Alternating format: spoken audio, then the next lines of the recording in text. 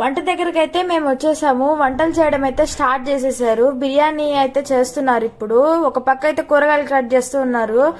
చాలా మంది బంధువులు అయితే వచ్చారు. మేమందరం కజిన్స్ అందరు కూర్చొని మాట్లాడుకుంటూ ఉన్నాము. మామిడి తోటల మధ్యలో చాలా బాగుంది. మా అమ్మ అయితే వంటలు చేయడానికి రంగంలోకి దిగేసింది. ఇంకా మా అమ్మ చేయబడితే బిర్యానీ సూపర్. కానీ ఈ బిర్యానీ అయితే అమ్మ చేయడం లేదు. వంట వండే వాళ్ళైతే వచ్చారు. కానీ అమ్మ హెల్ప్ చేస్తూ ఉందన్నమాట గబాన్ అయిపోవడానికి. ఇంకా బకెట్ లో బోటి మటన్ అయితే తెచ్చేసారు. ఇవైతే క్లీన్ చేయాలి ఇప్పుడు.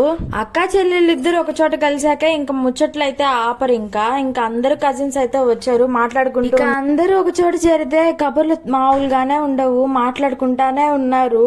అందరూ చుట్టాలు వచ్చి అయితే చాలా సందడిగా ఉంది, చాలా సరదాగా ఉంది మాట్లాడుకుంటూ. ఒకరు మించిన వాళ్ళు అయితే ఒకరు ఉన్నారు. ఒకరిపైన ఒకరు జోకులు అయితే వేస్తూ ఉన్నారు. ఇంకెంత మంది ఉన్నా అక్క డ్యూటీ అయితే తప్పదు కదా, పాపకైతే అన్నం పెట్టేయాలి. అందుకని చెప్పి ఒక దుప్పటేసి అయితే పాపని కింద కూర్చోబెట్టి అవి ఇవి చూపిస్తా అయితే అన్నం పెట్టేస్తా ఉన్నారు. అయినా మా చిన్నోడు అన్నమే తినడు. భోజనాలు తయారయ్యేసరికి చాలా లేట్ అయిపోయింది. ఇంకా మేమైతే భోజనం చేసేసి పుత్తూరు నుంచి నెల్లూరుకి అయితే బయలుదేరిపోయాము. పుత్తూరు నుంచి నెల్లూరుకి ట్రావెల్ చేసే గ్యాప్ లో చాలా పెద్ద అడ్వెంచర్ జరిగింది. అమ్మమ్మ కూడా చాలా బాగా హ్యాపీగా ఫీల్ అయ్యింది ఆ అడ్వెంచర్ వల్ల.